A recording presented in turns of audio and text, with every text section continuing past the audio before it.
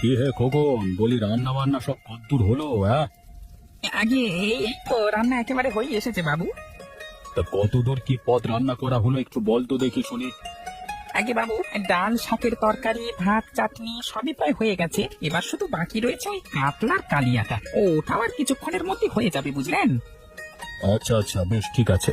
বেশ সুন্দর করে তুমি কাতলা কালিয়াটা রান্না করবে কিন্তু, হ্যাঁ, যেন সব আত্মীয় খেয়ে খুব সুনাম করে, বুঝলে?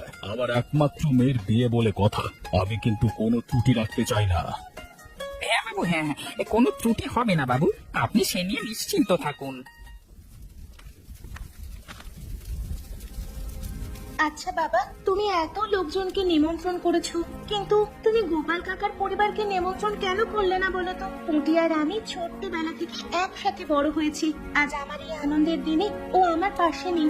আমার মনটা যে বড্ড খারাপ লাগছে গো বাবা। পেটের জন্য দরদ একেবারে যেন উতলে উঠছে নাকি?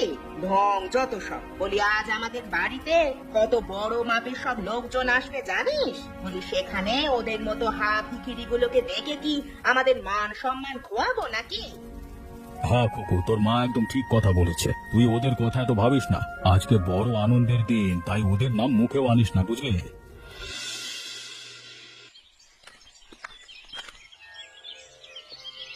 কিরে পুঁটি, তুই অমন দুঃখ দুঃখ মুখ করে জানলার দিকে তাকিয়ে বসে আছিস কেন রে মা? কি হয়েছে? আরে মা, আজকে দিদির প্রিয় বান্ধবী কুকু দিদির বিয়ে হচ্ছে না, তাই ওর মন খারাপ করছে গো। ও মা, তাই নাকি রে পুটিমা? হ্যাঁ গো বাবা। ওই দেখ পাগলি মেয়ে কাণ্ড। আরে বিয়ে হচ্ছে, এতে মন খারাপ কেন করছিস? এ তো আনন্দের কথা। না গো মা, সেটা না। আমার মন খারাপ হচ্ছে এইটা ভেবে যে খুকু ওর বিয়েতে সবাইকে নিমন্ত্রণ করেছে, কিন্তু আমাদেরকে শুধু নিমন্ত্রণ করেনি।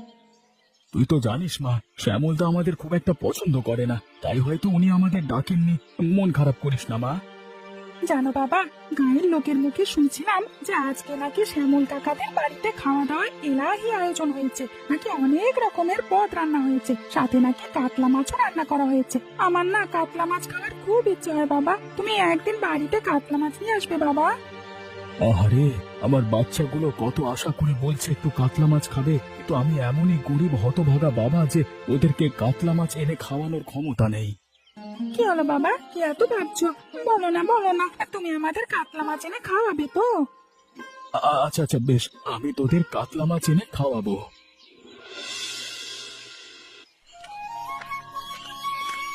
বাবা বাবা বাবা, এবারে সবজির ফলন বেশ ভালোই হয়েছে দেখছি, খুব সুন্দর। এইবারে বেশ সবজি বিক্রি